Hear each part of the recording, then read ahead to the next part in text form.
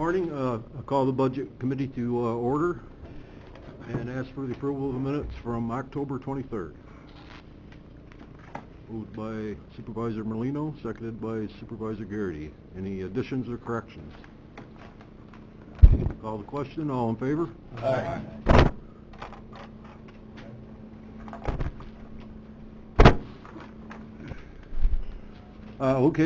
The purpose for this meeting is proposed amendments to the 2019 budget. Y'all know where I stand, so that's my agenda right there. Good job. Yes, Supervisor Wild. Thank you. At the last board meeting, we were talking about specifics about individuals that were getting raises or not getting raises, and one of the things that I thought of was maybe bringing some of my experience from business as in terms of incenting our employees. And my proposal would be to allow our administrator, Mr. Moore, to be responsible for identifying raises and potentially bonuses for our management team. I think he's the best suited to evaluate them in terms of their performance, in terms of what they've been able to do in terms of exceeding expectations, and that's the way business works. And on top of that, we may not be able to do raises all the time, but I'd like to see a bonus pool potentially for Mr. Moore to be able to single out a few individuals that did go above and beyond as an additional incentive to make things happen for the county. Yeah, sounds good. Approved? I don't know. What's the committee think? Sounds like a reasonable proposal. I Yeah. would support that, yeah. Okay. Any other comments? Well, it's for the two, but I think it's something we gotta discuss. Sure. Start in January for next year. Worry about Yeah, it this Oh, year. well. Next year, not Oh, this yeah, year. not this year. Not this year. No, this is talking about next year. I think it's something you should get into Yeah, in yeah. January. Absolutely. And look at it. Going forward, yeah, yeah. Let's figure out the problems with this budget right now. And Well, why don't get you this just passed. put that right forth in the motion, make a motion to that effect. I'd rather see it this year, but okay, I'd like to make a motion that our administrator is responsible for the raises for our management team, as well as allowing him a bonus pool of $5,000. Okay. We have a second? Mr. McDevitt? Discussion? Yes, Mr. Garrity? Yeah, what was the bonus pool amount? 5,000? I just pulled that out of the air. I have no idea what a good Figure bonus that pool much. is, but I mean, the ratings were done this year by the administrator, so he did go through and do the second round of ratings for everybody. We did try to accomplish that, and I just don't think if you're gonna do a bonus pool for, I mean, we're talking about the department heads, so to speak. yes. I don't know how many it is, but 5,000, if there's, is there 30 or so? That's about right, 27, I think. 27, $5,000 doesn't really go a long way for 27 people. I mean, I would love to see it done, Mike. I think we have to base it on our economics of where we are as a county. The pool would be X number of dollars versus where we are as a county. If we're in poor economic times, obviously we couldn't have that extra pool. But I think we really are there, but unfortunately, a lot of people didn't want to come in for the evaluations this year, and Ryan and we went through that and did them on the people. Maybe it didn't get carried through to the budget team, but it was done. But I agree 100% with your concept. That's how I always got paid, by International Paper, and I think it's a great comment. I think we need to find a different dollar amount to work on in the future. Find some way that, going into the budget season, we have X number of dollars that we can put as the over and above sort of pay. Mr. Beatty? Thank you, Chairman. Yeah, I agree with the concept. I think we just need to be a little more detailed with it. Any type of merit/bonus pay, from my experience, was a 1-year additional above the maximum percentage that that individual earned.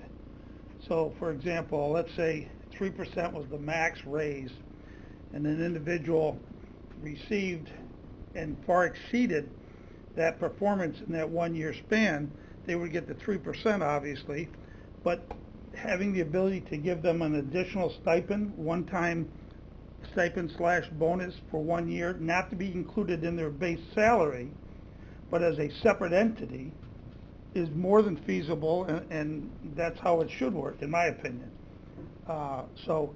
We got to make sure that we're clear that it's not part of their salary, but it's a 1 year based on that year's performance, based on hopefully verifiable data that says, hey, this person performed up and above far expectations based on this data, and they deserve an additional bonus.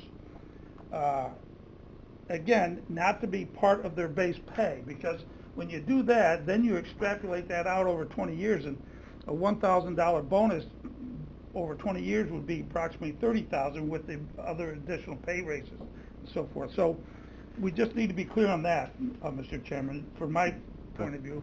And then I think we need to designate a dollar amount, and Mr. Wild started with $5,000. I think Mr. Garrity thinks it needs to be more. I probably would lean towards being more too, since there's 27 department heads, and I would figure probably 3 or 4 probably would fall within those parameters of, of receiving that additional merit pay at one time. I think 5,000 may be a little light. That's all I'm saying. So I'd go with that motion if we can just tighten it up a little bit on the. It's a separate one-time, 1-year entity. Now that doesn't mean that person can't get it a second year in a row or third year in a row. I mean, we got some people here that are amazing, and so just because you get a 1 year doesn't mean you're excluded from getting it the next year. You can earn that based on your performance a second year in a row or third year in a row. Thank you. Other comments? Mr. Straugh? Yeah, well, I support the concept, and I know that there are businesses with different models, and some models work better than others, and this should be investigated, but not this year. This is something that's going to take a little time and so forth. So I would support the concept. I don't know what the resolution's saying. I mean, if the resolution is saying, do you support the concept of creating some kind of a pool of some kind of amount and having some kind of model that will follow? Yes, that's what the resolution is saying, that we could try and develop for next year. Then I would be in favor of the resolution. It sounds like something that we'd not necessarily decide today then. Right. I mean, today we're going to try and work on some of the details of the budget, and it's a good idea, but let's save that conversation. Mr. Garrity? Are we allowed to do like a bonus without Arlene on top? I would think so. Why We not? are? Why not? Well, I didn't know if there's any, because we're government, if there's anything that doesn't let you do that. Not that I'm aware of. Okay. I could ask the attorney. I'm not aware of anything, no.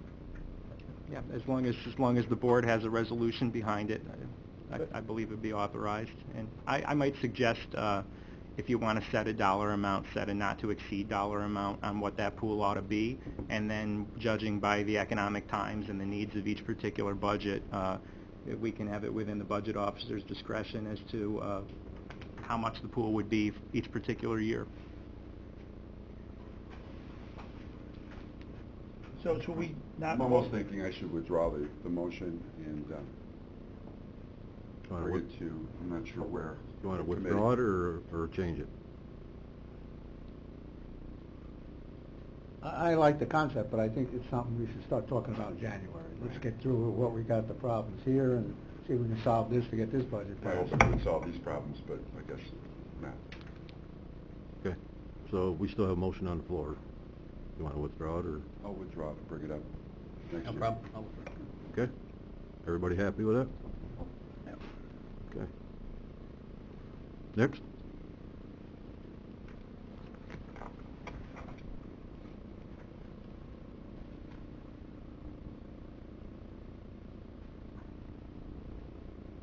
then on the committee. You can't talk? No, I figured I'd let the committee, I thought there was things to talk about, I don't know. I wanted a meeting. Supervisor Bramer. Thank you very much, Chairman. I just thought, given that discussion, which I do agree with Supervisor concept for sure, that it might be an appropriate time to talk about the proposed amendments that I raised regarding the salary increases to the people, there's only a few people that are getting the extra salary raises, and I think that all of those should be leveled out, and given the same amount this year. And then next year going forward, we can let the county administrator determine those raises based on the performance evaluation.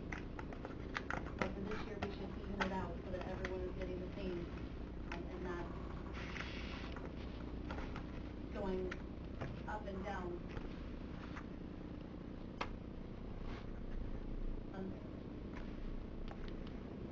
I believe everyone has a copy of the, of what Ms. Bramer's talking about.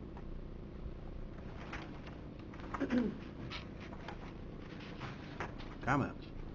Well, I'm just wondering, they want to delete the computer help desk.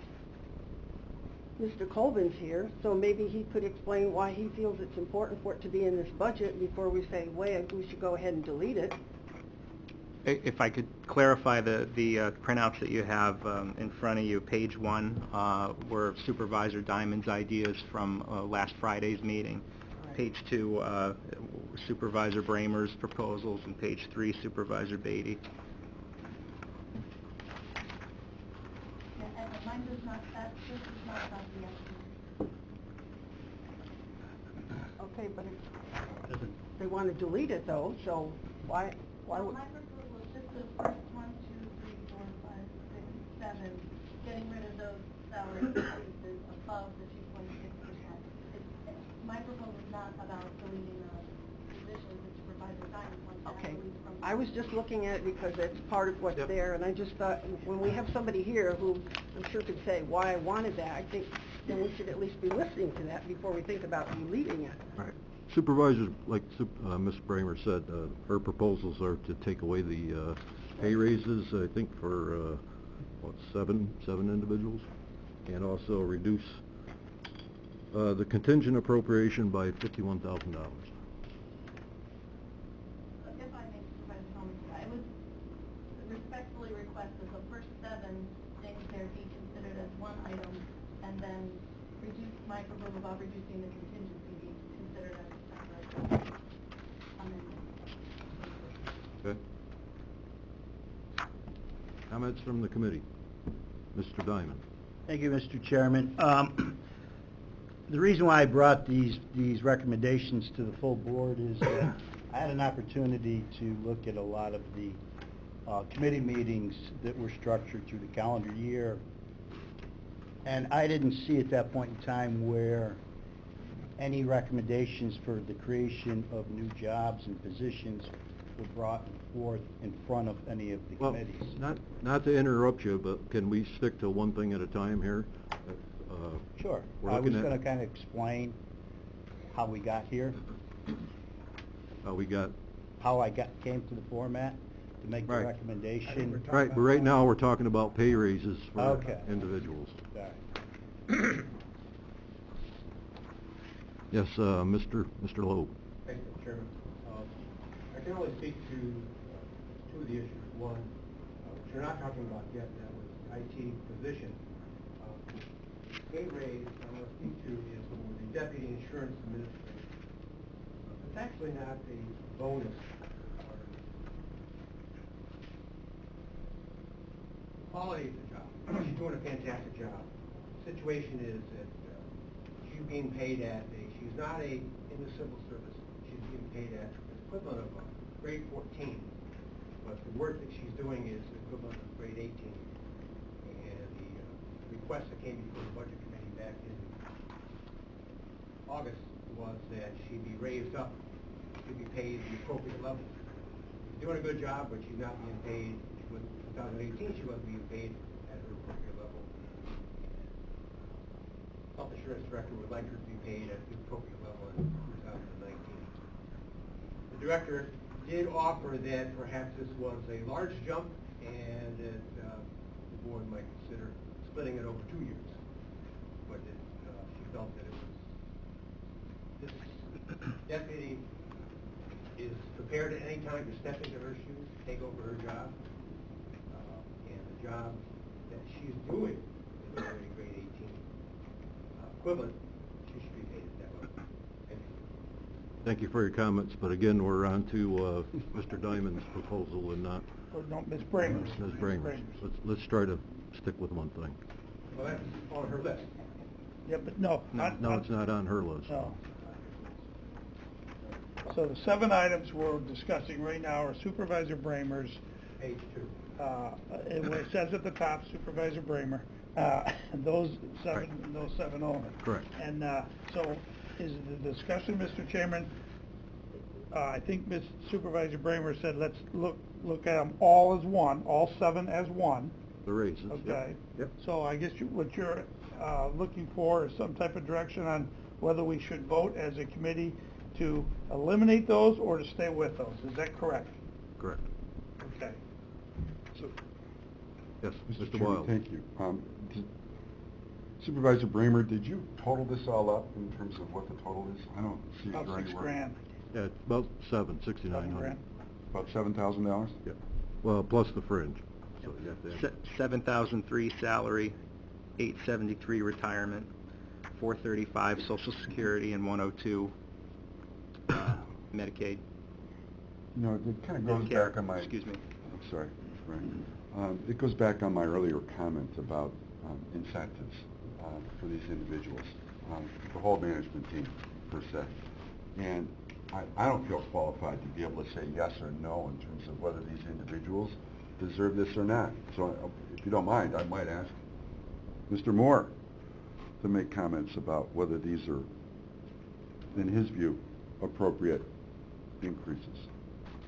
In terms of these individuals, These individuals. I'd feel more comfortable talking about individual salaries and individual performance in executive session, if there's a motion to go into executive session. I'll second that. I'll second. We go into executive session. Okay, we have a motion to go into executive session, by Supervisor Garrity, seconded by Supervisor Merlino. Call the question, all in favor? Yeah, be good. I agree with you. I don't know a couple of these people.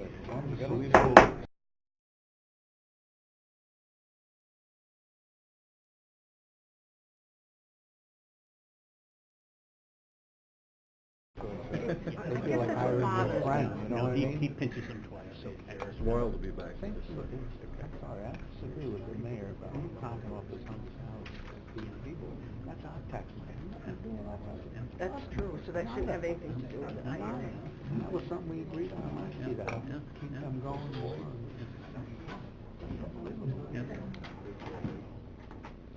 We gave the civic center almost $1.5 million in the last 6 years. Off tax.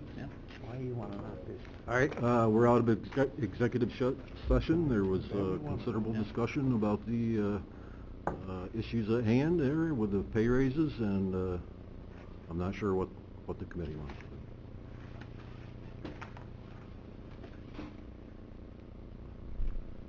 I make a motion that we stick with the budget as you submitted it, Frank. I'll second it. Okay, we have a motion by Supervisor Dickerson and a second by Supervisor Merlino. Discussion. Can I just get clarification in terms of, so is that basically saying that we're going to go beyond the 2.6% for certain employees? Whatever Frank is proposing in the budget is what we're doing. So the answer is yes. Yeah, okay, yeah. Any other comments, discussion? I would suggest, Mr. Chairman, Yes. I'd suggest that we hold the line at 2.6% and let the evaluation process that we discussed earlier play out in 2019. Okay. I would second what Supervisor Diamond said. Okay. Yes, Mr. Wild's back. I was going to wait because he said he'd be back. I was going to say we But have that 2 should be all motions one on the together. floor. No, we You just had a have one. second on the original. Oh, you did. Gene seconded that? Yep. Okay. So the motion is to stay with the status quo. If there's no more comments, I'll call the question. All in favor? Aye. Aye. Again, I'm confused at what we're voting on. Opposed? That's just a status I'm quo. opposed. Not changing, Okay, right? so, Not changed. so we're, the motion is to To- go beyond the 2.6 for some employees. The motion is to stay with the budget as it is, Stay with the as it's been budget. presented. So That's what he's got here. So that means we're going beyond? Correct. Yeah, Correct. yeah, okay. Do we have a roll call vote on that? Yeah, I think we're in need one. All in favor? Show of hands. Aye. 6, 7. Opposed? 2, 3. 4. 4? Oh, 4. Sorry, John. You gotta raise your hand up for you.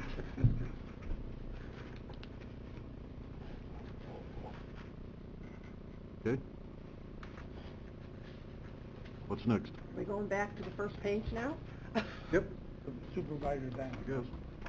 Supervisor Diamond. Right, I guess, as long as Mike is here, I'd like to hear, the need for the computer help desk, to eliminate the position. I think we need to hear from him as to why he feels he needs that position, if you don't mind. Is that all right? Colvin? I guess an idea is you talk a little bit, we're just getting busier and busier as time goes on. Right now, to put some, a few numbers on there, we have a staff of 7 people, field programmers, we have 5 people for the entire county and support 700 computers. Just recently, we had 15 laptops come up for health services, we couldn't touch them. They just sat there till we, got the money moved, we got the contract. We got 15 more in yesterday, and we got 14 more computers coming in next week. So we gave up a position a few years ago, back when we had 2 people that had worked together forever, we thought we could handle it, and we were. Things have changed, with one person that has left, and then with just ever increasing stuff we're doing, we just can't keep up, and there's just some things we're not focusing on as we should. Okay. Any questions for Mike? Yeah, Mike, last year you came in and requested a new employee to your department, and I believe you were denied that. You said that you've got 7 employees at this point in time. At what point in time do you think you're maxed out in your department for employees? Yeah, well, we didn't add anybody last year, there was, I think it was. It was taken out. There was a request, you look at the 18 budget, there was a request that went in front of the budget officer for a position, and it wasn't funded. Yeah, So my point is that with technology, as it improves, we become more efficient. At what point in time do you predict that enough is enough? I mean, everybody comes in and saying, I need more people, I need more people. I look at the budget, and I look at the tentative structured budget going forward, and I'm concerned that we're going to have a deficit spending in the general fund next year in 2019, and that's going to incur through 222. So my point being is, I personally don't want to see the county get into a position where we're creating new positions and having to let these people go because of deficits in our general fund. So that's my concern. That's one of the reasons why I raised that at the budget workshop, was that I look at the forecast for 20, 21, and 22, and there's a spending deficit. And my concern is, and I went through this in the city of Glens Falls years ago, when Governor Cuomo was talking about instituting a tax cap. So I tried to prepare the city at that point in time for that institution of the tax cap. My concern is that we're putting more people on, and we're going to be faced with this shortage in our deficit in the general fund, and we're going to have to turn around and lay people off. So my point would be is, we need to do more with the people we have at this point in time, because we are looking at some general fund deficits going in the calendar years. Supervisor Dickinson. Mike, could you explain to me what your department does? Anything and everything with a computer. Virtually every employee has a computer on their desk, and it's supported with network equipment in between, the printers, and it, set up, turn it on, why it won't turn on, how to get the job So done. so the whole county organization is spending on you to keep the computers? Correct. I tell you, this budget's never going down. I think the city, Dennis, to answer that question, has their independent technology group that is funded through the city. So to say that the entire county's being funded? Oh, excuse me, you said the city. Right. Yeah, I wasn't worried about you. I noticed that. Mr. Wild. You made Thank me you, know. Mr. Chairman. Hey, Mike, you know, it's basically a cost-benefit analysis in terms of what I need to help understand this. So, today, you're understaffed. What isn't getting done? What are you having to hire temporary help to do? And is this going to offset other expenses in the budget by having this person on board? So help me understand, you know, we're going to potentially give you some money to save us some money. So where do we stand there? Right now, you know, the need is always growing, but we're not managing certain things properly. Our disk usage, for example, we just keep adding more spaces. We just keep running out, we add more space, so it costs you money, your backup run longer, all those issues, because we don't have enough time to get into the terabytes of data to find out why is it growing. So we're reacting to it instead of being proactive, find out and manage it, keep it under control. Right now, our email server is growing and growing, and, you know, we need time to go and look at that. It's 20 hours of the day, and we have to prioritize our, what can I take care of, and what do I just have to kind of Band-Aid for right now? We're just adding space, we're adding backups, and where is that gonna bite us? If something goes down, we have to do a recovery, and we're recovering much more than we need to, because we don't even understand how much is there, that's gonna hurt. So Mike, but help me out. Did we spend any money on temporary help this year? Yeah, we transferred money out of our salaries, and I have a temp person right now, because I had 15 laptops sitting in health services for several weeks, we couldn't even get to them, couldn't get them out of the box. And we just got 15 more in yesterday, and 14 more computers for them next week, that we're gonna get our temp person back in, where we still have some money left to get those set up and going. So what do you expect us to spend this year on temp help? We've never done that before, so just this year. I guess as it comes up. So how much money did you transfer out of your budget for this? $3,000. 3,000? And that's just to get the stuff that I can physically see that, you know, people are, say, where's my laptop? But we just gotta find a way to get that done quick. But there's a big emphasis on cybersecurity and such. We're just not where we should be. And that could cost us a fortune if, you know, we ever have any issues with systems going down. Having hundreds of people that just sit at their desk and can't work because the systems go down. How cyber secure are we? Do you have an active program? Yeah, you know, it's multitudes of layers of what we're doing right now, but there's still more proactive things we could be doing, is looking for the issues before they come to us, and looking for holes in the system, and, you know, kind of attack ourselves kind of thing, and look for that. We do it a little bit, but not as much as we should. Right now with the Board of Election stuff, they're almost pushing like everybody have a full-time cybersecurity person, which we're not doing that. I don't think we're quite there yet. But right now, there's a survey I'm required to do. It's like 6 hours long, and I'm only like 4 hours into it, trying to get everything done. It's a requirement now. There's more and more requirements we have to adhere to. Mr. Wild. Mike, another question. Is there any audit service that would evaluate our IT department, how it's run, whether it's doing everything that needs to be done for the county? Does the state have anything like that? They're working on that now. Right now, kind of like through the Board of Elections, it's kind of snuck in and kind of helped us a little bit where they're just focused on Board of Elections equipment.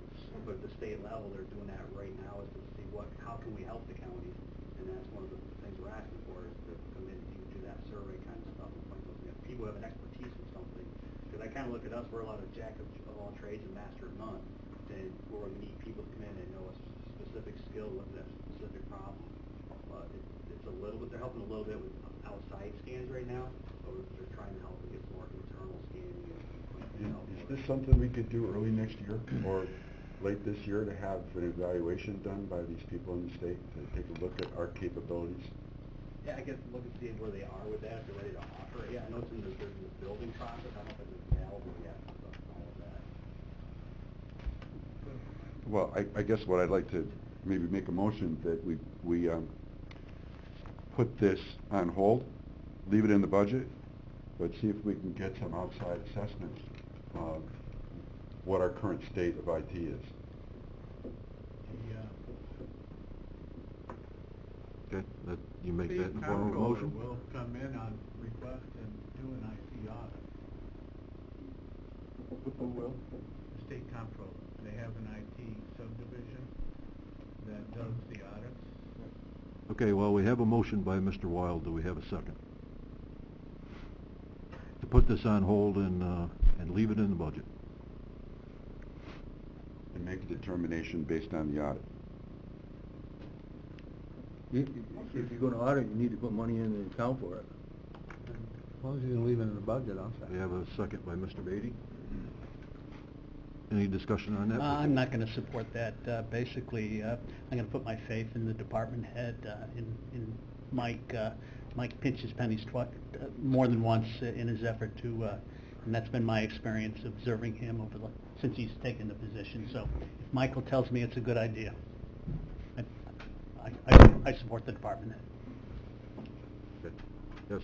Frank, I'd just Brady. like to agree with Peter. I just feel Mike's done a wonderful job, and I guess we question these people to death when they're the ones who run the department. It's like they must know what they need before they come to us and say we need it, and then they get here and it's like we almost aren't giving them credit for doing the job they're supposed to be doing. So I go along with Peter. I just believe it's an item that should be left in the budget. Yes. Mr. Chairman, I'd just like to point out that I did review many of these committee meetings that they had, and I did notice that these personnel requests were included in the committee meetings, so that raises my concern if they're not being present and discussed through the calendar year, that the new positions that they're looking to create are that important. Okay. Well, I remember the IT committee, when he presented his budget, the committee was ready to create the position that day, or make a motion to do that. And, you know, they were told to wait and do it through the budget process. Mr. Lowe. Thank you, Mr. Chairman. Actually, to build on that, the September meeting, it was a complete presentation by Mr. Coleman, and the committee had made a motion and seconded to approve the position, but after discussion decided to defer to the budget officer to allow you to do better planning. And that was under that was the reason that they didn't pass it in September, was they wanted you to be able to incorporate it all into the 2019 budget. Okay, any other discussion on the motion? But we're also, on the motion, no, but we're also asking them to reach out to some of the communities to help take on some of the IT as shared services. I think, you know, that was one of the pushes we're making, to ask the county IT department to go to some of the smaller communities and help out. So I think it's justified. I think this whole thing is justified. In fact, I reached out to Mike to go to Glens Falls to help out, and I believe you did so. In fact, I got a response back that they were very pleased that he would lend his expertise to their department. So I'm going to support this. I think I don't support every position by far, but I think this is well made. Yes, Mr. Straugh. Well, and I know the IT world is getting more and more complex, but I'm wondering, have we outsourced anything? I mean, we have security, and sometimes internally you need somebody on the outside that's on this world, that's breathing and living and breathing this security thing, to be able to come in and tell you, here are some vulnerabilities that you have. Policy compliance. Is it time we bring in somebody from the outside who's an expert in this area to evaluate our policy compliance? Yes, the state auditors, you can call them in from the comptroller's office and they'll say, well, you need this and this and this and this. But I'm just wondering, I haven't talked to Mike, so this conversation might just need to be placed. I mean, I'm going to assume that Mike, has this need, so I'm going to support it. But going forward, I almost think that sometimes we ought to look at external help to help us internally. And I don't know, maybe Mike's done that already. I don't know. But I'm just going to assume that, he needs this, because I know this particular world is a world that is advancing very quickly and that you need the help to do it. But I just think that maybe we could look outside and get some help there too. Mr. Dickerson? It's a good point, John. The town of Lake George in the last year has created an IT department. We brought on an IT guy to help us secure our computer system. We spent a year in the little town of Lake George putting our computer system back together, and he's very competent guy, very knowledgeable, but he has farmed out to 3 different organizations to help us secure our computer system. It's taken a year, it'll probably take us another year to finish it. But I think these are all great ideas, and I think they're all absolutely necessary, but I'm going to tell you right now, it's going to cost you. It is going to cost you because these guys are specialists, and you need to go out and get them.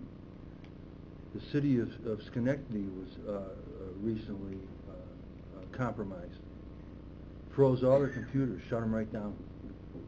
And within a matter of days, they paid the ransom. It's pretty much the only solution you have if you are indeed attacked. Yeah, to me, it's better off to spend it in advance than you can. Okay. We have a motion? Yep, we have a motion to put the position on hold, leave the money in the budget, and audit will determine the prospects of it. I'll call the question. All in favor? Opposed?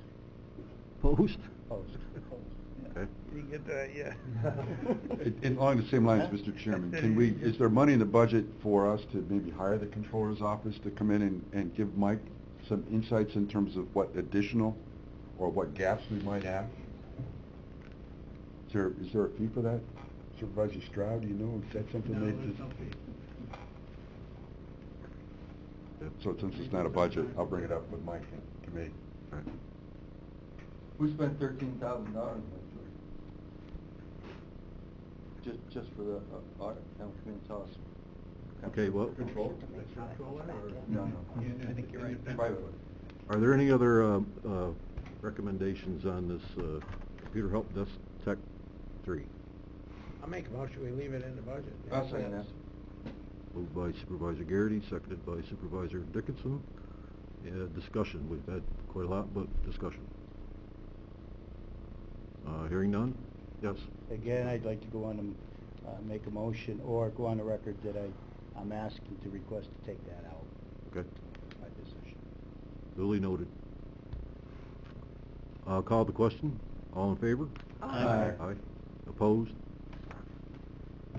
One opposed. All right, going on record opposed. One opposed? One opposed, yes. All right, let's go back to the top of the list. Delete Human Resources Clerk part-time.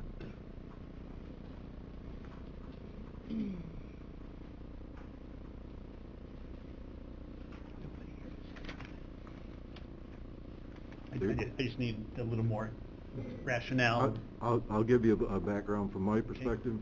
It was a full-time position that was requested. The HR director indicated that there was a lot of data entry that needed to be done that she felt would be better done by a clerk than by herself or her assistant HR director. And also to have someone to develop and carry out a wellness program, seeing that we're self-insured. And somebody to be on it all the time and working at it. So that's background. That's all background I got. Yes, Ms. Did she Fraser. start out wanting the full-time and end up with a part-time? Did I hear you just say that? Did she Correct. want? Oh, okay, so she Correct. wanted full-time and you put it in as part-time? Correct. Okay, thank you.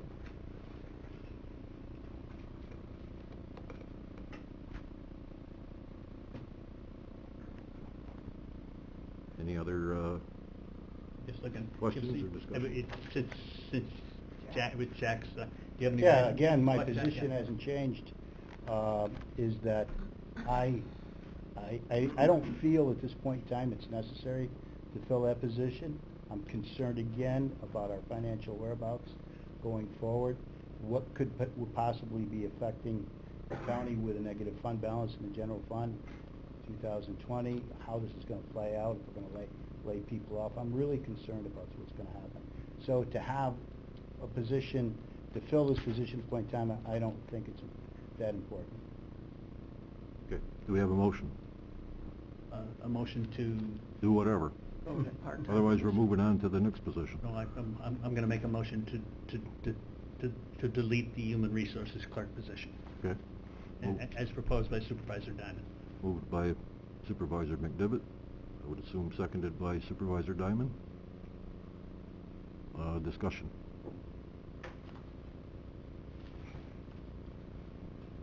Hearing none, I'll call the question. All in favor? Aye. 1, 2, 3, 4. Anybody else? Opposed?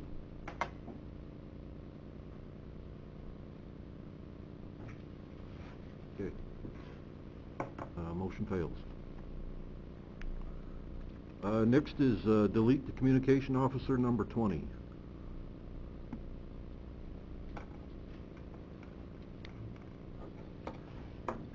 Again, my position is that I did, again, look at some of the minutes and some of the meetings that we had with public safety, and I'm not convinced that we need an additional officer and the communications officer at this point in time, with the thought of some of the financial constraints that we're going to be challenged with going forward. Okay, do we have a motion to do anything with this? I move we keep the position. Moved by Supervisor Dickinson to keep the position. Could we hear from, Let's get it on the I'd floor like first. to make a couple of comments before. Sure, okay. Yeah, I just, the... Do we have a second to Mr. Dickinson's motion? Seconded by Supervisor Frazier. Okay, discussion. Yes, Mr. If I can, McDevitt. thank you very much, Frank. Jack, you brought the issue up at our last board meeting, and so I took the time to pull a copy of the actual agreement, which was signed on the 13th of December 2011, and this goes back to a controversy that occurred within the city of Glens Falls as it relates to the county of Warren accepting 4 dispatch emergency type employees, technicians to become full-time employees of the county to work within the area, the dispatch area. It was somewhat controversial in the city. I think we all recognize that our fire department and our police department go into the dispatch area, of the entire system. The significant amount of money that the city has paid for the integration of these employees, something to the tune of $1,157,000 plus an amount for sick days. The city is clearly a big user of dispatch with our full-time fire department, the only full-time fire department in the county, as well as our police department. So I don't know a ton about it.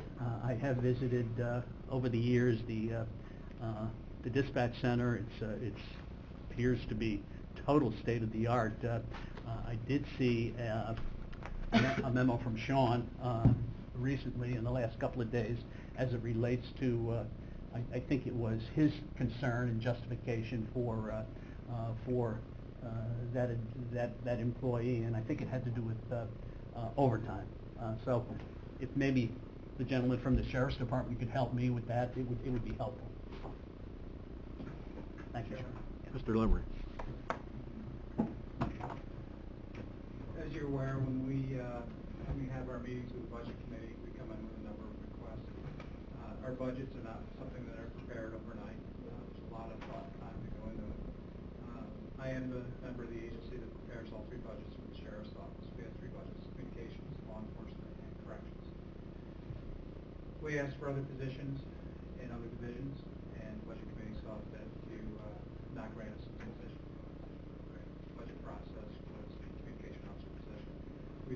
years past, that if you were looking to take on additional positions, to wait until the budget process, not to be asking for February, May, plus something dramatic going on. Within our agency, I have Larry Jeffers, who is our communications supervisor. He's the one who's hands-on, who oversees our communications center and the members that work there. And I have to depend on the people that report to me, and I agree with his assessment. Look at the amount of time that we're running minimum staffing in there, and I have some more recent numbers, if I could hand it out to you. We ran an updated report.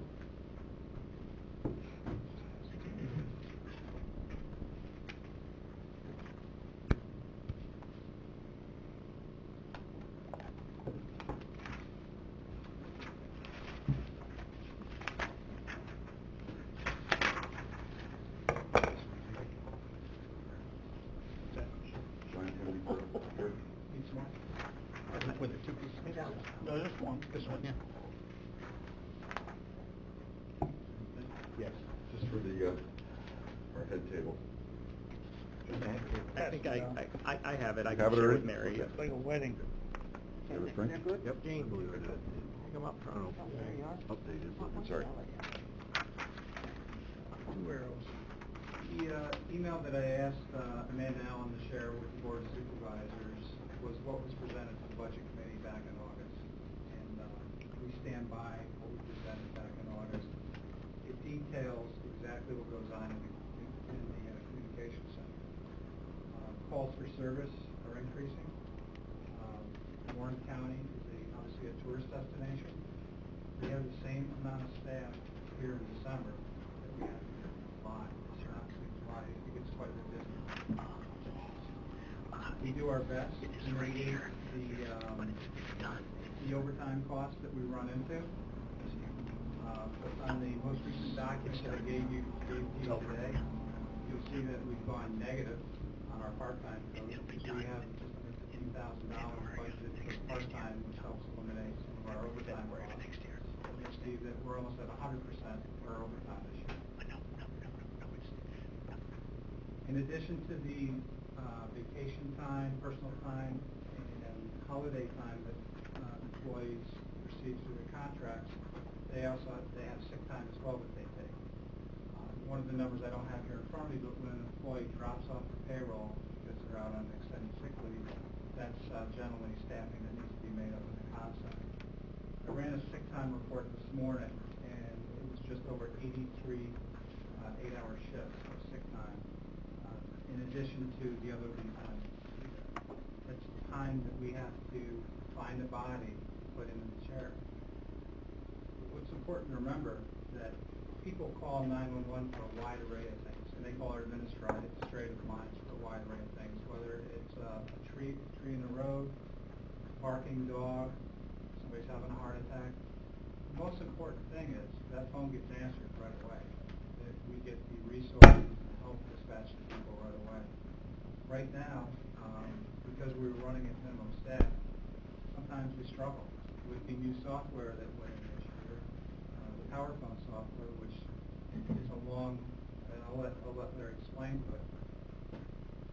It was moving forward, but I did not realize that it was going to keep a dispatcher on the phone with callers that much longer. So now that they're spending more time on the phone with callers, there's one less person to pick up the phone, answer a radio, and as you're aware, we dispatch all fire, police, and EMS for Warren County. Our initial budget request before the budget officer made any adjustments to it was down approximately $59,000 from what was adopted in 2018. Our budget is less, and I don't think it's unjustifiable to ask for this position, knowing how busy it is and how much is involved. I'd be the first one to tell you I couldn't walk in there and do that job on day one. It's like sitting with a wide array of monitors in front of you. Everything is computerized. It takes a lot to do that job. One of the things that the officers don't have the ability to do in there is that once they come to work, they're in that room for 8 hours or whatever their shift is not allowed to leave the building, go someplace, get lunch, go get dinner. And that's because we have to maintain the staffing. Oftentimes, they'll take meals sitting right at their desk at the dispatch consoles, and they don't get the opportunity to take breaks like most people. And that's Larry to come up and touch on some of the things that you said. I think first of all, does anybody have any questions as far as what Sheriff Lamry has presented at this point?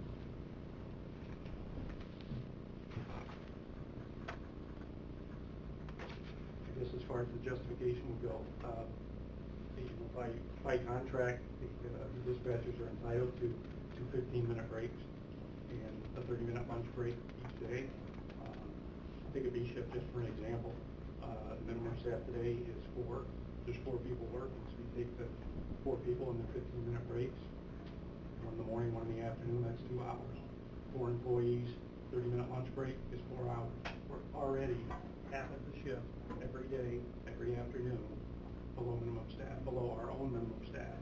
It's because the employees don't leave, they don't go out into the break time, they go out, get their meal, get their coffee, whatever it is, come back and sit at their desk. Yes, they know that when they sign up for the job, they know that, but they're humans. They don't, they deserve a break just like everybody else deserves a break. So we're already working half of every shift below our own minimum staffing standard. We're required to answer 911 calls within, I think, between 9 and 12 seconds. That's a 911 standard. EMD protocols, the power phone system that the undersheriff referred to. It is a recommendation that we stay on the line. It is an expectation from the public that we stay on the line with them. 2 days ago, we had an incident on Upper Glen Street in Queensbury. Full-term pregnancy, severe hemorrhage. The instructions that the dispatcher gave to the caller saved that person's life. And that's not from me. That's from the family who contacted us and told us, thank you for what you did. 9 priority radio channels, and let's use the overnight shift as the minimum staff would be 3. 9 priority channels, that's 3 channels for each person to monitor. Structure fire, heart attack call where we have to give instructions. Patrol officer out with an open door at a commercial business where he needs a backup. Somebody in the city checks out on a vehicle stop, a high priority vehicle stop. Somebody has to wait. Who's it going to be? Decision they have to make every day. They have to prioritize what they're doing. We didn't come over here with any kind of smoke and mirror and ask for 6 people. We come over asking for 1. I put the stats together. I like to run the report from a year-end report. They're numbers, they're facts. It is what it is. I would invite anybody at any point in time to come over and see what we do. We got nothing to hide. We're very proud of the staff. We're very proud of what we're doing. We can show you every day what we're doing. Thank you.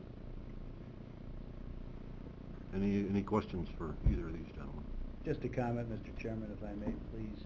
When I presented this proposal at the budget that we had, the introduction of the budget, I also made mention to the loss of revenue. What would be the plan? Do you have a plan to make up for that loss of revenue as a result of the expiration of the city's contract? $146,000. I would like to say the sheriff's office had no role in negotiating the contract with the city when the dispatch consolidation took place back in 2011. Well aware that to do the budget, that 2019 was the last year that we were going to get that reimbursement.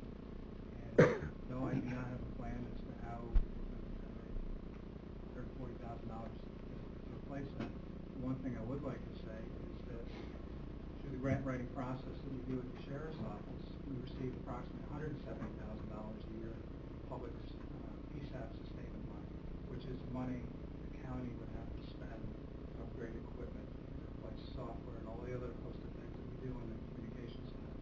Right now, because we're able to take that money, it's paying for our reporting system in need of replacement. It's paying for our NEC phone upgrade. This is monies that are not coming out of the Warren County budget. These are things that we're able to leverage this grant money to pay for. I just, want you to be aware of it. I don't know how else, other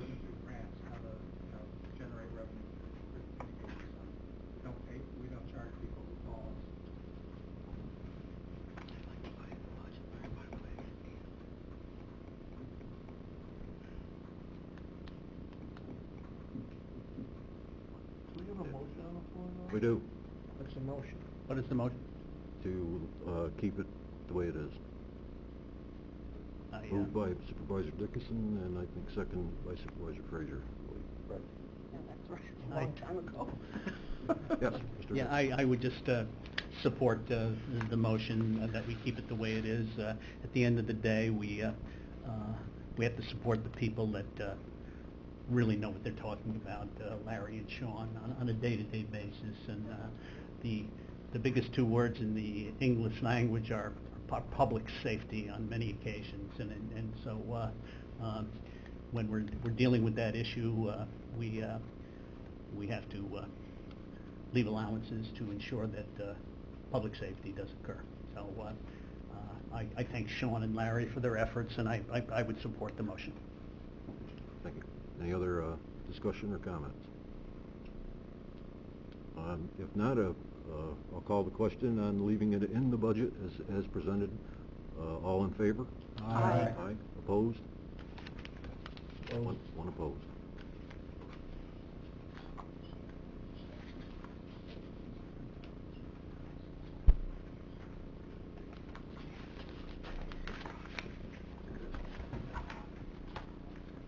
Okay, the next item is to reduce the deputy insurance administrator to 2.6% increase. And this is the workers' comp self-insured department. That's funded by whatever municipalities and other organizations that belong to the self-insurance fund. Their contributions are what funds it. Mr. Chairman, just a question. And it's not part of the Warren County budget. Yes. Wasn't that something we discussed earlier and voted on with the salary increases? We discussed it. We didn't. Oh, we didn't vote on all of those? Didn't take any that, action. Supervisor Bramer suggested? Was that in it? Yes. I think. No, that wasn't part of it. That wasn't part of it? No. I apologize for that. Okay. Anybody want to take action, or you want to discuss it, or up to the committee? I just have a question, Yes. Mr. Chairman. Did you say that our budget does not apply to this position? Did you say that?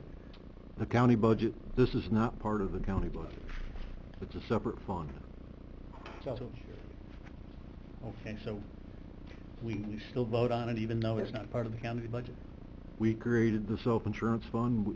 The Board of Supervisors controls the self-insurance fund, so we control their budget, their fund. You see, okay. Well, I would make a motion to reduce the deputy insurance administrator to 2.6% increase. Okay. Motion put forth by Supervisor McDevitt, seconded by Supervisor Beatty. Discussion. Yes, Mr. Lowe. Thank you, Mr. Chairman. Point that it's not paid out of the county budget. It's really not relevant because it's still paid by the taxpayers, wherever that money comes from. But going back to what I said earlier, since it was so long ago, I forced myself to have to repeat it. 2018, early in this year, the Director of Self-Insurance recognized that her deputy was very underpaid. That she's working at a grade 18 equivalent and she's being paid at a grade 14 equivalent. But she's following the rules. She wanted to follow the rules and wait until the 2019 budget. So she came to the Budget Committee, requested this adjustment. The President is doing a great job. So it's not a merit increase, it's an adjustment. She's paid at a proper level. Granted, she says, all right, we missed the opportunity for 2018, so let's do it for 2019. That is appropriate. We pay her at the equivalent grade throughout the county that she is working. The director also recognizes that this is a large jump and offered that perhaps the Board of Supervisors would, if they can't do the full jump, they could do half of it and spread this increase over the year. Thank you. Thank you. Mr. Diamond. Thank you, Mr. Chairman. In regards to the wage adjustment or salary increase for this particular position, my thoughts is that this needs to be discussed in detail with the participants that are in the program. As mentioned here, the county has created it. They are a participant, but Adirondack Community College, along with the City of Glens Falls, are the two largest administrators of the program. Did they have any insight into this process? Were these salary increases afforded for discussion to them? I'm not aware of that, but I would suggest going forward that that occur. That any increases in this particular program, although it's not funded through the county, it's an independent funding source, be discussed with those participants to be able to understand the needs of the entire department. Okay.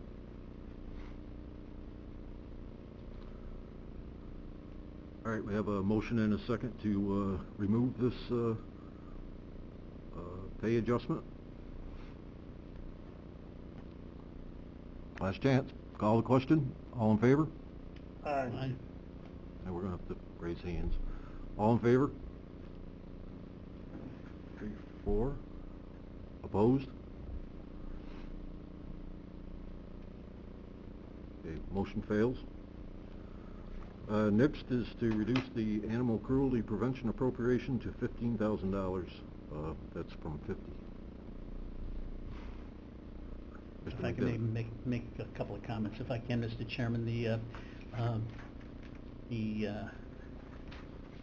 animal cruelty cases have become a lot more sophisticated, certainly over the last 3 or 4 years. It requires a significant degree of expertise in terms of a human being's ability to take care of these issues. These are time-consuming. They require legal time. They require expert testimony.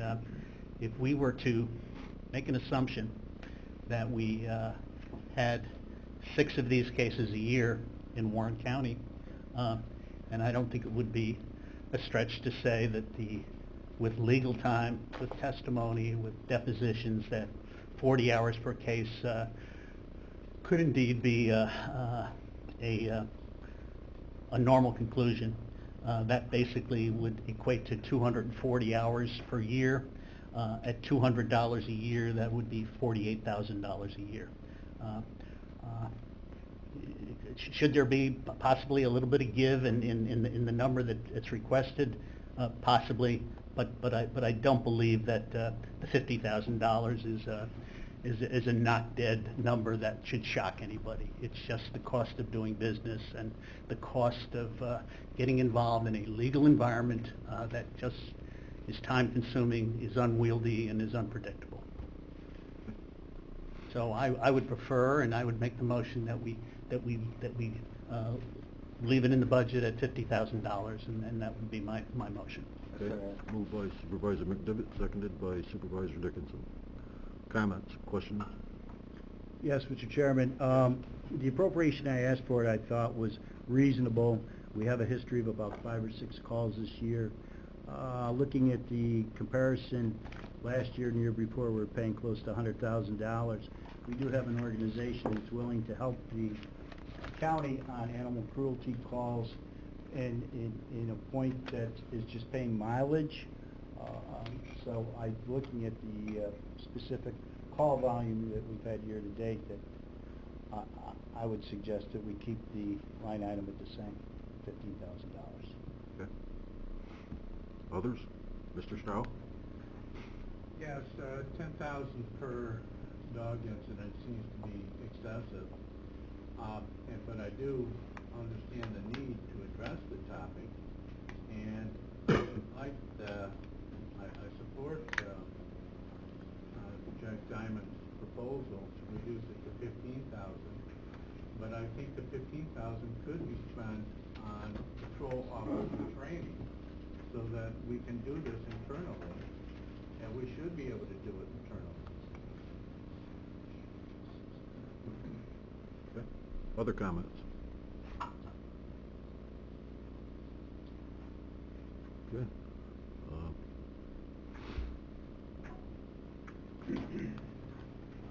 Is our sheriff still here? Sean still here? No.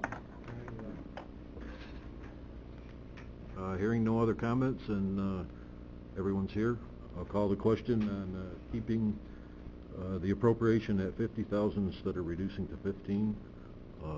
All in favor? Aye. Aye. Opposed? 2.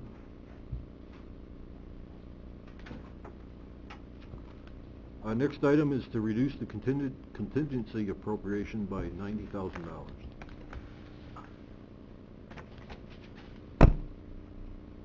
And a little background on that is usually $275 is put in the contingent. The remaining amount is in anticipation of settlement of a PBA contract that's in arbitration. Mr. Diamond. Thank you, Mr. Chairman. In light of that, my recommendation was 90,000. The reasons for that is that we're looking at a fund balance increase of approximately over $1 million this year. And is there a need to have that surplus of contingency account for unknown expenses, knowing that we're looking at the end of 2018, we're going to be below our expense line.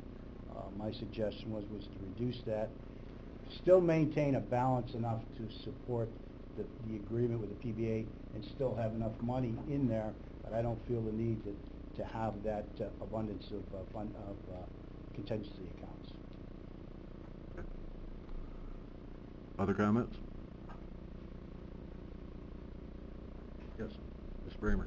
Thank you. I agree with Supervisor Diamond that we don't need to have such a large cushion of money sitting in our contingency account. I think that we can certainly reduce that amount, not touching the money that we set aside for the PBA, which puts the contingency account over 600,000, I believe. But just talking about the 275 that we historically left in there, I'm suggesting that we reduce that buffer amount, knowing that we have a fairly healthy fund balance that we could use if we really needed to go beyond what we have. It just helps us to reduce the tax levy, and I think that's important to all of our residents. Did Gene or anyone have any comments on this or any perspective? Again, I need some help with this. On this one here, you're right, we just got the report the other day. We're gonna have $2,300,000 over last year's sales tax revenue. So, I mean, we want to reduce it a little bit, and then we still have it in reserve that we can tap it. I mean, maybe we can get a little bit out of the levy. I mean, we went down this whole list, and there's a lot staying in, so maybe a little bit we can help that with. That would be my thought. Okay. But you never know how sales tax will be Sure, next year, because absolutely. you don't You got know. it. You got it. Same with op tax. Mr. Lynch. I'd just like to note that in 2011, the state controller's office came in and did a financial audit of the county, and they issued a comment that our contingency account was too low. And at that point, the contingency was $250,000. But we did raise it to $275, so just to keep that in mind, that the state controller's office thought it was too low at $250. So your conclusion then would be that we ought to... Leave it up there? Yeah, I would say. Go by what he says. Yeah. Mr. Garrity, is your I hand? was just gonna agree with Mr. Lynch. I mean, they'd rather that you have it in contingency than not to have to take it from fund balance. That's the way they want you to account in municipal accounting. They don't want you tapping into fund balance. They get, so I would say leave it alone. But each your own. Mr. Loeb? Thank you, Mr. Chairman. Perhaps a compromise would be to take it out of, instead of taking it out of the tax levy, take it out of fund balance to most populated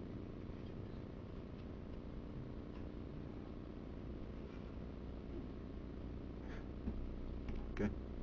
I'm not sure if we have a motion or not. No, we don't. I'll make a motion, we leave it alone. Second. Moved and seconded by Mr. Garrity and Mr. Dickinson. Is there really any difference? You know, in reality, it's two different savings accounts, right? On one hand, you're raising the money by tax in theory, depending on how you want to look at it. and the other you're spending your savings. How did we do this year with our contingency budget? I think there's around 100,000 left, a little less. What happens with that money? Does that roll over to the fund balance, or Goes does to the it? fund balance, whatever. Usually we spend most of it. So the thought is we probably won't spend that, we'll have $100,000 left over? I wouldn't go that far. But right now, the balance is, the expense is 157,502, and I know that we're at least, we'll have $50,000 at least out of that needs to go into the county administrator's budget to handle salary discrepancies, because you didn't have the Kevin Garrity discount this year. And there are additional departments Guy that getting discounted. there are additional departments that may or may not be in the same situation. So that expense will go up from the 157. I have the expenses also for the past 4 years if the committee's interested. Last year, 227,000. In 2016, 264,000. 2015, 223,000, and 2014, 232,000. That's an average of about 240,000. I'm comfortable in putting it at 250 with the state audit department wants us to have it at. I mean, that, obviously when we had it too low, they said you got it too low. I think that's a compromise. Right now, it's right now at 275. Oh, the state wants it 275. Well, that's not true. It has other money in there. Well, that's what the PPA. Right. This is the base amount, it's at, on top of the PPA money. Right, on top of it. So that's over close to 600,000. So what's the motion? I made a motion, leave it. Leave it as is. Dennis seconded it. It's it's at $623,739. Supervisor Bramer. Supervisor Garrity said about not using the money, not wanting to take money out of the fund balance. I guess I'm questioning why we couldn't use money from the fund balance, not raise it, and keep the contingency at the 275 base. What, why are we sitting on $20 million of taxpayer money if we don't use it for them?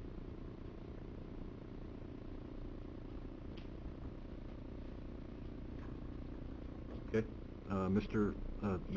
Chairman. Yeah, Ryan, maybe, or Kevin, Mr. Supervisor Garrity could speak to, when you have a contract you're negotiating that you expect to fall in a certain year, the amount that you have budgeted is really a guesstimate. It may be a studied guesstimate, but it's still a guesstimate. So what ends up happening is, so you appropriate some dollars, right, to do that. But if, for example, maybe you could discuss, Frank, what happens if it's more? Say it's not a certain dollar amount. Say it's more. What's needed?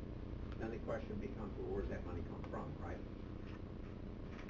When it's in your contingency, what you've done is you've made it a recurring, you're reflecting as part of a recurring operating situation, and your revenue's balancing it off. If you use fund balance, that's not the case. But I think that some thought should be given to the fact that we really don't know in the end what that number is going to be. Maybe one of you could speak to that, and then what the implications are if it's more. Well, when you have reoccurring expenses and you use fund balance to fund that, you're gonna pay that amount out of your fund balance every year going forward, unless you can find either cutting expenses or increase revenue to pull that use of fund balance back out of your budget. I think one of our problems here is our expenses are outpacing our revenues. So at this point in the county's history, I think if you the more fund balance that you inject into the budget, the more you're gonna use going forward, because that's just how we're going. With the tax cap, we haven't raised taxes to meet our expenses, so we've been doing okay with sales tax, but still our expenses are outpacing our revenues. So And you have to agree with all these positions. well, a lot of those expenses are payroll, you know, I mean, it's increases in payroll. Some of that's contracted, you know, through contract negotiations. You have health insurance, you have retirement, you know, some things, there isn't a lot you can do about them, other than lay people off. So, yes? My point is, we just created positions though, that we, you know, those are empty. Right. And we're not letting people off, because Well, avoiding the increased costs. I would like to correct you there. In the 2019 budget, 6 full-time and 2 part-time positions were created at roughly a cost of $163,000, and 5 full-time positions and 1 part-time was deleted at a cost of $230,000. So, Reduced. But you're raising taxes. To meet the other expenses. Right. The problem that we're gonna incur, and if you look at the, Mr. Chairman? yes. I have to agree with Supervisor Bramer's thought. If you look at the 2018 proposal, we're looking at coming in close to $1 million under expense. So why would we ask the taxpayers to put more money into a contingency account when we're going to be coming under our expense plan going forward? It doesn't make any sense. We're actually taxing them, and we're coming under the expense side. Well, because we're anticipating a settlement with the Police Officers Association, or... I'm not suggesting that we take that out of the budget. I'm Okay. just suggesting trimming $90,000 out of the contingency account and still keeping the monies that you've appropriated in there for the settlement. From the Why raise taxes? From the 275. To build a contingency account when you've got more than almost $1 million of projected revenue coming in and under expense. So you've got, it looks like to me, we're overestimating our expense side. But going forward, to my point was, with the positions that we've created today, and I've heard comments about the need to have those positions. My concern is, what are we going to do in 2019 when our general fund is proposing a negative fund balance of $160,000? What are we going to do in 2020 when we're proposing $1,500,000? 21, $2 million. I mean, we got to start thinking about the forecast for the future. I don't feel good about coming back next year after creating these, filling these vacancies, and telling these people they're going to be out of a job because we don't have any money to pay them. That concludes my point. Okay, that's your opinion. Yes. Mr. Garrity, your hand was going up and down Yeah, there. the only thing I'm saying is, if you listen to what Mayor Nyman said, by reducing the taxes, next year, if you do need that money, you'll be raising taxes to the amount of $180,000, not $90,000, because you won't have the $90,000 already included in your budget. So if they go back to the well and you find out that, geez, you know, we needed that extra $90,000 in contingency, now you're gonna have to raise the $180 because you took it out of the budget. I mean, I was budget officer when things were really bad in 2009, when we did have to cut positions. And one of the reasons why we had to cut positions is because they either over-budget the revenues or under-budgeted the expense. And I'm telling you, it will take us, maybe $90,000 is a trivial amount, but it takes you 4 or 5 years to recover from something like that. And it could be as much as trimming $500,000 out of the budget to meet a compromise. You don't recover that money, and if you do, just based on a 5-year plan, you got to raise $2.5 million to make it up. So you're talking about $90,000 this year, or $45,000, or whatever. The future years, that doubles, and it just keeps getting bigger and bigger. I mean, I'm okay. I'm not okay cutting contingency. I think it's smart budgeting, and I don't think we're gonna get criticized for that. Mr. Strauss? Mr. Garrity's assessment, I think, is right on. I will just make the comment that in the 19 budget, we did incorporate another $425,000 of debt service. It's taken us 3 years to get the debt service for the court project and the NSTEM project into the budget with the revenues behind them, either property tax or sales tax revenue to cover it, because we've been covering the excess that wasn't in the budget with fund balance for 3 years. And next year it'll all be in there. So, it's, that's just an example, I guess, of what I was saying earlier. Do we know who manages that fund, the contingency fund? Who's responsible? Is either right? Either the administrator or the or the clerk. Well, Probably both. The finance committee has to approve finance, anything right. coming out of the contingency. I was just thinking it might be part of a bonus plan for next year. Yeah. Under budget. There you go. Okay, we do have a motion and a second on the floor to leave the contingent as is. If there's no further discussion, I'll call the question. All in favor? Aye. Aye. Unopposed. One opposed. Frank, I'd like to respond to this last one if I could, please. Sure, yep, absolutely. As a chairman of the OCTAX committee. The first point I'd like to make is it's not taxpayer money. It's OCTAX. Taking $100,000 out of here is going to do nothing Not to the budget. to the budget. Right. Secondly is, I've worked a long time with the community, business people in the Lake George region, and this is one of the things that they're most interested in is a CVB. So we've had it for some time. It's been kind of defunct, but in the last couple of years,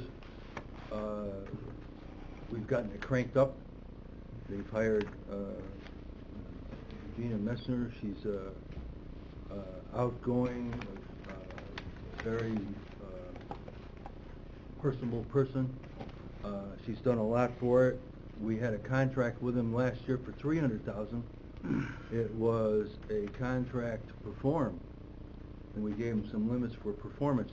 They met or exceeded that performance in glowing colors last year, and that's why we have upped the ante here. They are now in a position to move forward in step 2, and they need the money for programs, and they need personnel and help support what they've started, and that's what the $100,000 is. Lastly, occupancy tax money is generated between Bolton, Lake George, and Queensbury. Almost end the conversation, 92%. Takes the other 8 towns and, to make up the 8% or 9. Glens Falls contributes less than 1%. We have funded the Cool Arena in the last 4 years to the tune of $1 million from OCTAX. It is, in our estimation, a county asset. And as Gina Metzger likes to say, it's not real good at putting heads in beds, except for maybe basketball, but it's really good at putting feet on the street. You go down to Glens Falls on a hockey game night and the place is humming. So we appreciate what they do for us in Warren County and in the region. I guarantee you go to a hockey game, you're going to have people there, a lot of people there from Albany area coming up. It's an easy drive up the North Way. It's good hockey. Doing well this year again. Hopefully they'll keep it up. So I think we've done a good job with our occupancy tax. I think we've taken care of the people we need to take care of. We've got a program that we've started, and we want to keep going with it, and this $100,000 is key to it. And I'd like to see it stay. Mr. Chairman, I agree with with Supervisor Dickinson. It was a performance-based agreement we had with the CBB. I believe they did some great things, and I think there's potential for more, and I'd like to make a motion that we leave this in the budget. I'll second. Moved and seconded by Supervisor Molino. Further comments? Yes, Ms. Bramer.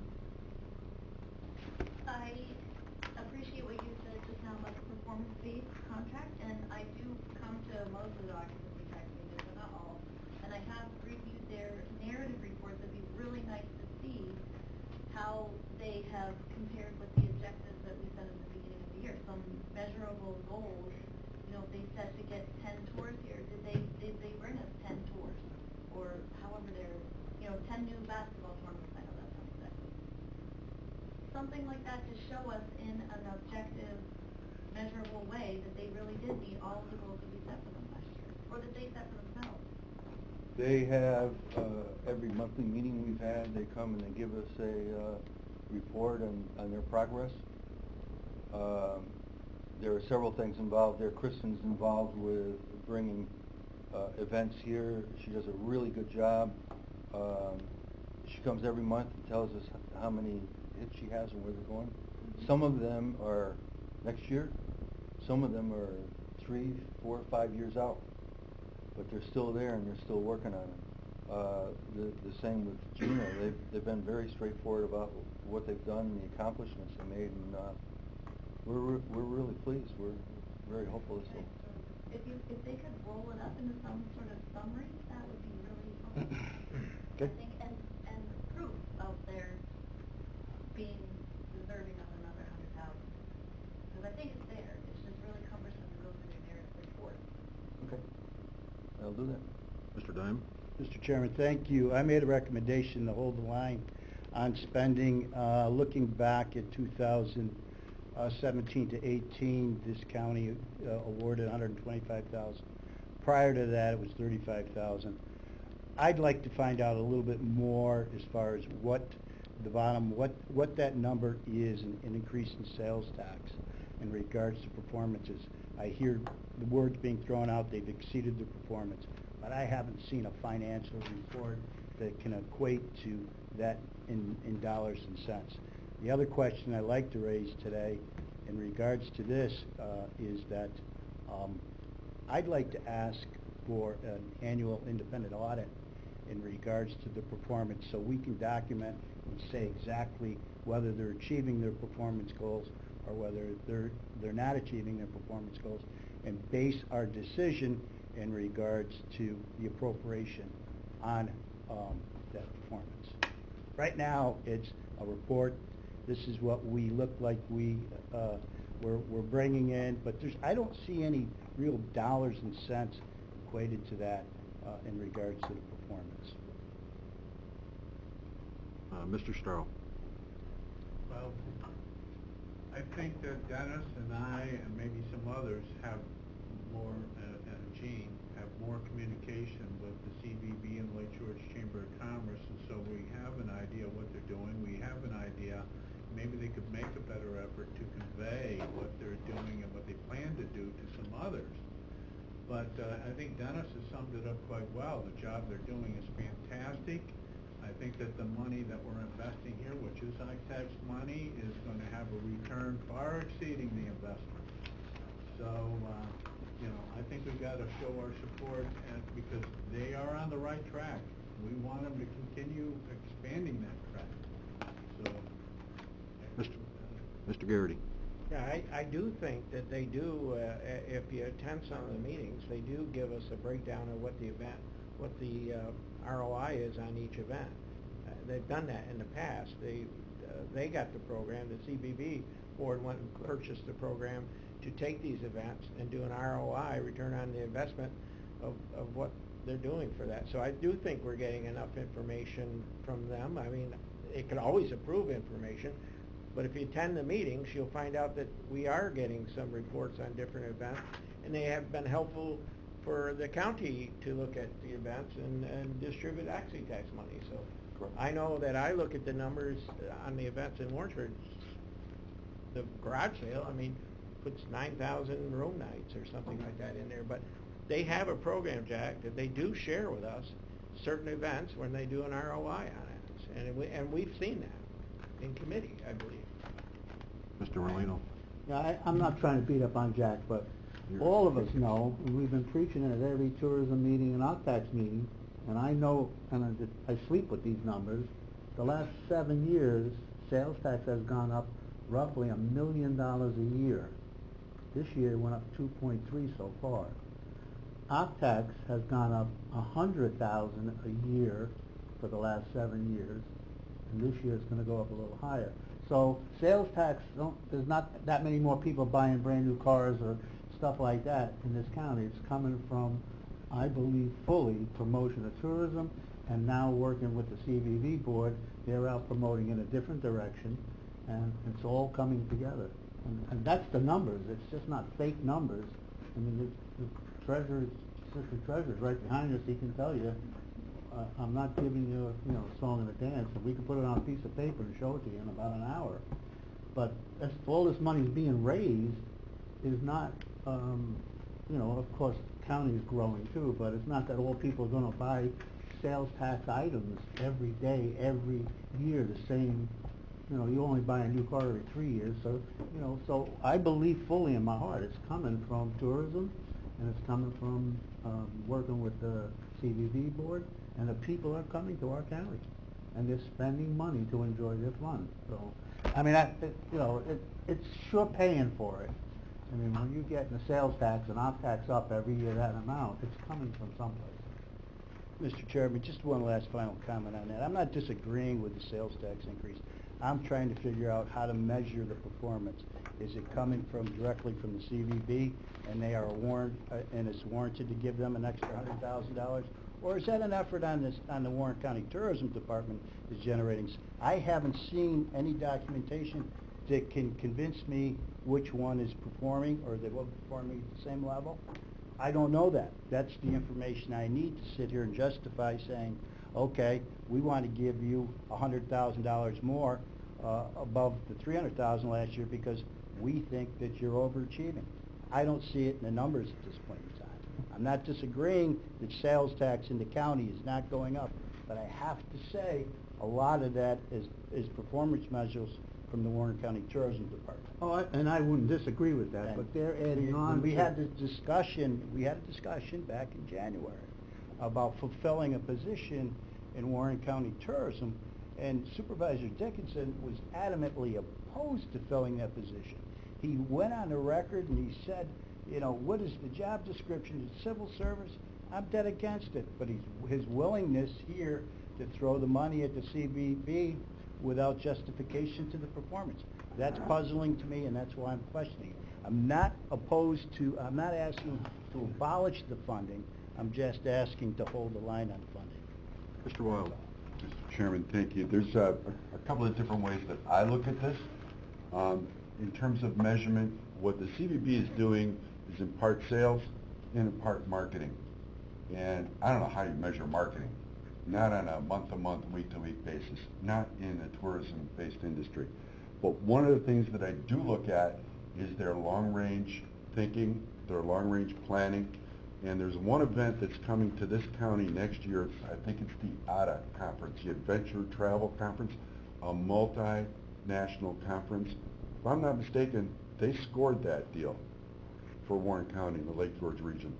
And from my perspective, that was a big win, and that was enough for me to say, I appreciate what they're doing, and I think we should give them a little more money and challenge them to be even better next year. But I agree with Supervisor Diamond that there need to be some measures, but we need to be realistic in terms of how we do that measurement piece. Mr. Dickerson. Just one further point, and we've kind of touched on it a little bit.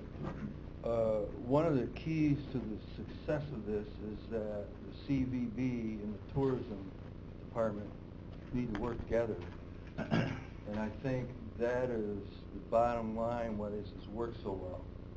They do work together. Gina and Joanne and Peter have a good working relationship. One example of that is the CVB got this event calculator, and they share it with the tourism department. any of the events that the tourism department's interested in, go through the event calculator and try to determine what the final outcome is. I was really upset about the employee last year, and not a patient guy, in case you haven't noticed. I really wanted a person for the CVB. I think that want may have been a little premature, and basically the $100,000 that we're putting up will allow the CVB to put on an additional person. So what I wanted last year, if we leave this $100,000 in, I'll get this year. Not all of it's going to the employee. They have some programs that they need to fund, and that's what they're really after. So I think this is a win-win-win situation here, and I hope everybody supports it. Mr. Chairman. Yeah, just to echo what, first let me say to what Gene and to what Dennis, you do a remarkable job. I'm not sure everybody realizes all of the meetings that you have to attend and all the interests that you have to balance. And I mean, for example, when we first, and really it's a great story here because when we first funded, for example, Cool Center, it was supposed to be for 3 years. Because at that time, we were unsure about, there was such a big expansion of our program that we were unsure as to predicting too far into the future. Well, now we're going into our 4th year, and I'm happy to see that the center is still being funded at the requested level, and we've been able to maintain some other elements of the program, including the CVB. And so I think there's balance here, and I think it's not always easy to achieve balance. But I think, you know, these two chairs in particular, believe me when I tell you, this is a very difficult job that they have. They're meeting with people all the time, all different types of interests. They have all different kinds of demands that come down from events all the way to facilities. And I think they really do a remarkable job. And just to give you some idea, if you noticed the budget presentation, not to take up a lot of time, but there was an allocation of OCTEX fund balance in 250. Was that right, Ryan? Sounds about right. About 250. Now, what that's telling you is that our need to access the fund balance to sustain the program has declined substantially. In other words, we've outgrown the additional responsibilities that we have in terms of continuing activity in the Cool Center, whatever. My message is that if that continues, that's that's positive news going forward for the activities that we think are important, the activities that we think are important to fund throughout the county. Okay, we do have a motion and a second to keep the $100,000 from occupancy tax for the CVB as is. Any further comments? I'll call the question. All in favor? Aye. Aye. Opposed? Opposed. One opposed. Okay, we do have one proposal from Supervisor Beatty. He said that he had to leave. His proposal is to appropriate fund balance to basically replace the property tax levy for 2019, $1,051,849. Mr. Chairman, Supervisor Beatty asked me if I would withdraw his motion on his behalf because he's not here to explain it. Move we adjourn? Second. Well, before you leave, I'd like to thank everybody. This has been great. I'd like to see more budget committees meetings that are like this, and thank you all. Well, thank you, Frank. You did a Thank great you, job. everyone, for this. It was really useful. It was a good exercise. Next year, we could do this before you will present get the an budget, audit. so afterward. Well, really, it would make more sense. Oh, I want to know that. Frank, we get it all aired out ahead I of did time. kind of tell you what I was going to do, but... This committee can't do it anyway. It would have to come through a resolution, but no changes were recommended.